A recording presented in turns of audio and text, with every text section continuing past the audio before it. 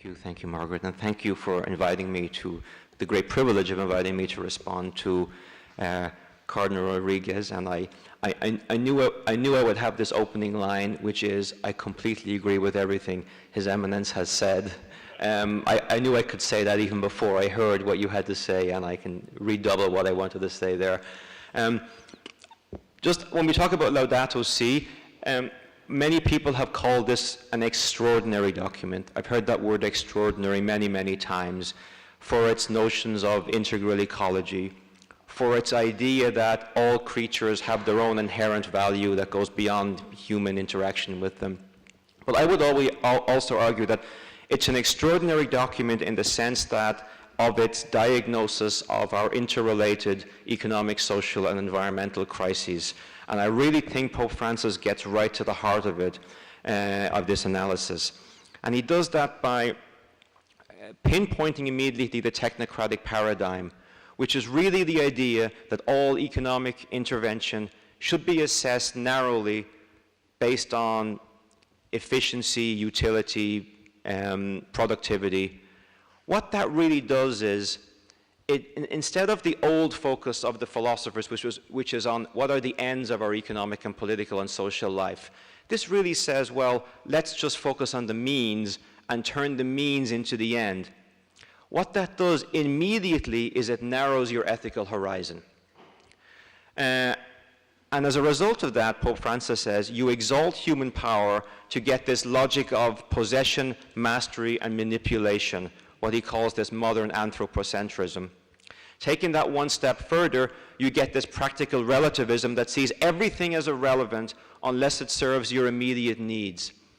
And the words Pope Francis has used are self-centeredness, self-absorption, self-centered culture of instant gratification, self, self, self, and that is key. And that is behind his core diagnosis of the throwaway culture, which is the idea that people and creation are simply used to satisfy self-gratification and then just discarded when they serve no further use. Now that leads to a whole host of social problems, whether it's modern slavery, human trafficking, the sale of organs, the sale of people, but it also affects more mundane situations of the glorification of the market that basically says what we do to people and what we do to the environment is acceptable collateral damage. It's also part of the same problem. I love the quote here from Gustavo Gutierrez, who quotes Hannah Arendt when he says, the economy of exclusion means that the excluded and the poor, they don't even have the right to have rights, which I think that's a wonderful quote. So that's the main diagnosis of Pope Francis, but where is this coming from? I think the key is when he calls out what he calls the myths of modernity rooted in a utilitarian paradigm. Individualism, unlimited progress, competition, consumerism, and the unregulated market. Now that goes away from the old idea that people sought the good life, the sense of holistic human flourishing, living in accord with what is intrinsically worthwhile, purpose, meaning, relationship, communal contribution, which of course can only be realized by contributing to and benefiting from the good of the community, which is the common good or the highest good. But with the turn to the Enlightenment, we lost the idea of the common good. We are left with only individuals with individual purpose driven by individual human power. We have the use of science to gain knowledge and control over nature, and where human freedom is completely disconnected from the common good. Now, this is René Descartes, but it's also the criticism of Pope Francis. And today, we have on one hand, we have, what we call rights-based liberalism, which can be divided in the left wing from, Rawlsian egalitarianism. On the right wing, we have libertarianism. Of course, libertarianism is completely divorced from the common good, as we all know. The very idea of a common implies coercion, and the very idea of a good strips freedom of its essence.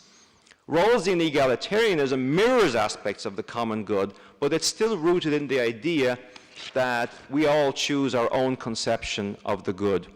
And we have what Michael Sandel refers to as the priority of the right over the good.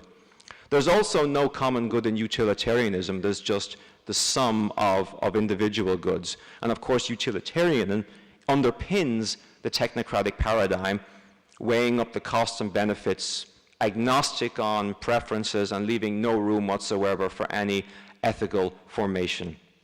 And of course, this all kind of reaches an apotheosis with the rise of, in the 19th century, of neoclassical economics, which is kind of a merging of various aspects of utilitarianism with various aspects of libertarianism, which, and its assumptions are self-interest, the maximization of the satisfaction of subjective material preferences, and each of those words is very important.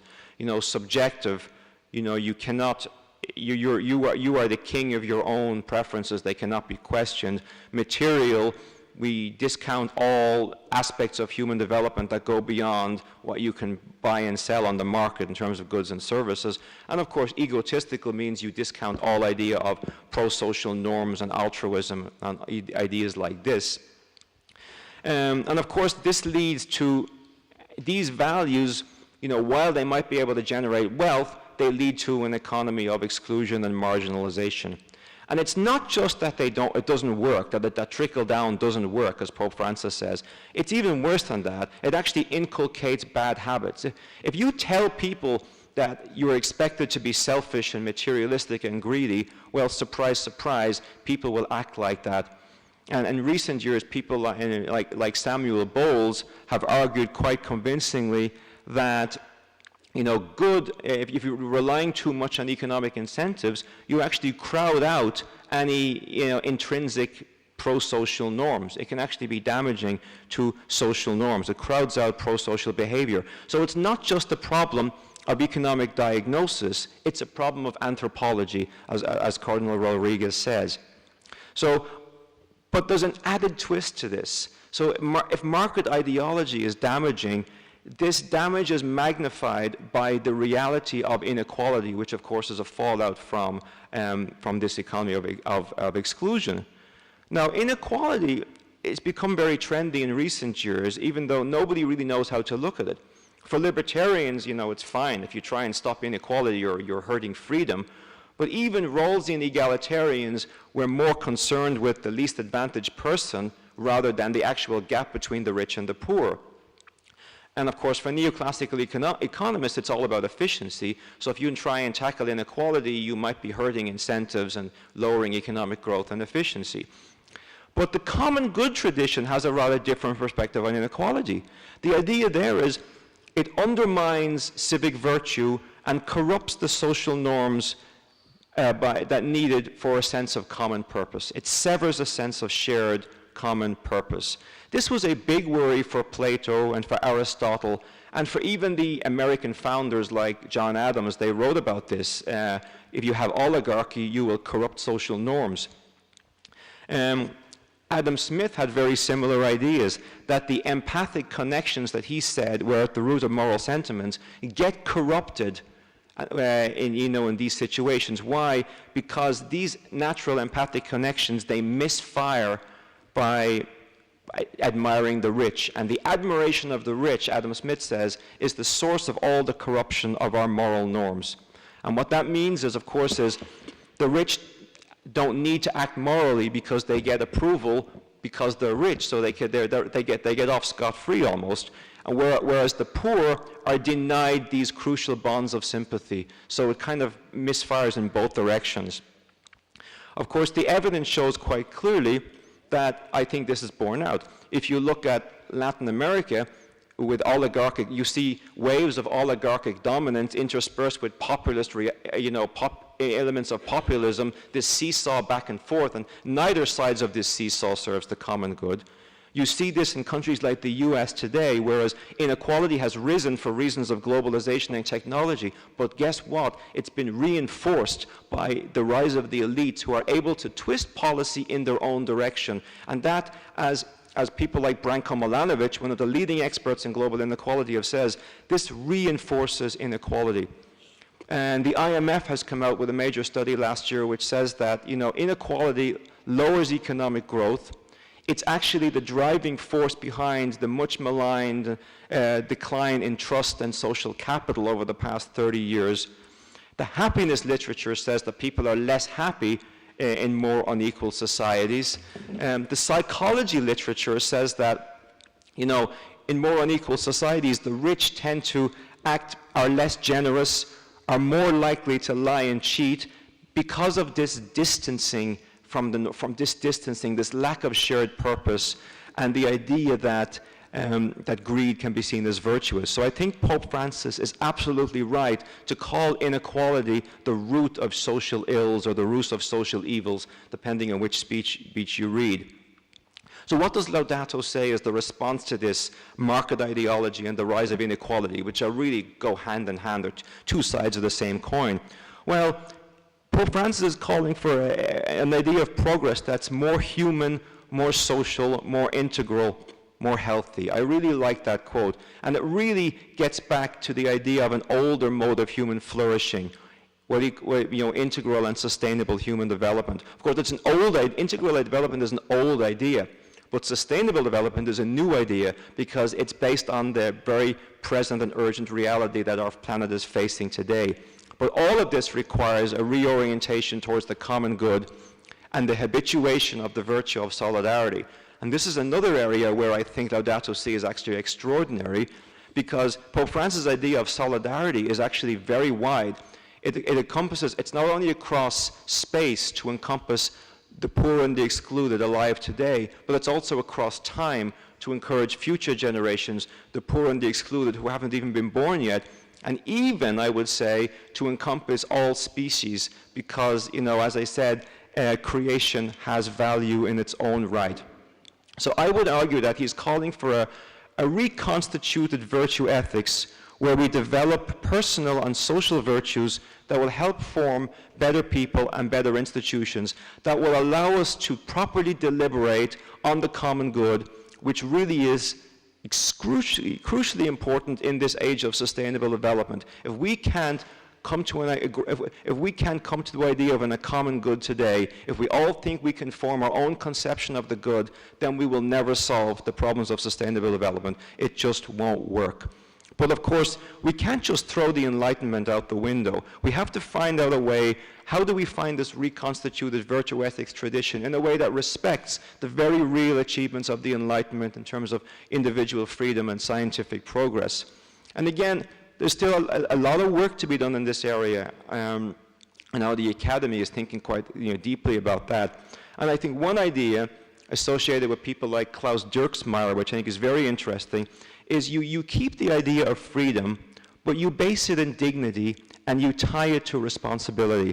So you move away from the idea of quantitative freedom, which is simply the largest possible extension of individual choice, and move towards qualitative freedom, which instead of saying the better, the more, you turn it around and say, instead of saying the more, the better, you turn it around and say the better, the more.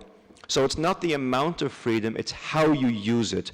And you use it by tying it to responsibility, to protect the freedom of others, including the global poor, including future generations.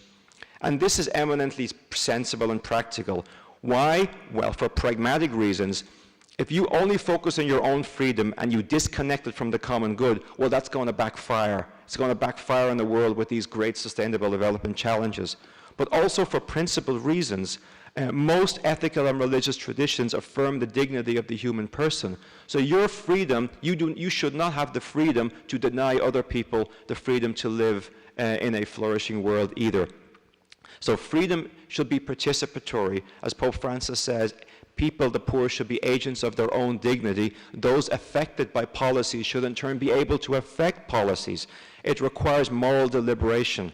And again, it's tied to the idea of rights. We can maintain the rights-based paradigm, but as Catholic social teaching has always said, going back to Pope John the 23rd in Pacem in Terris, very prophetic statement that rights should not be looked at individualistically. Rights are attached to duties and to communal responsibility. If you claim a right that is not attached to a duty or a communal responsibility, I would challenge you that that is actually a right in the first place. So I think this is one way. I wanted to be brief here, and I've reached the end of my time, but I think these are the ways in which Laudato Si is truly an extraordinary document. It actually, unlike some people, like our friends at the Acton Institute, who claim that Pope Francis is well-meaning but doesn't really understand the reality of the modern economy, I think he actually offers a profoundly deep diagnosis of our modern economic problem, and he offers us a way out if only we're willing to deliberate and think and take to heart what he's trying to say.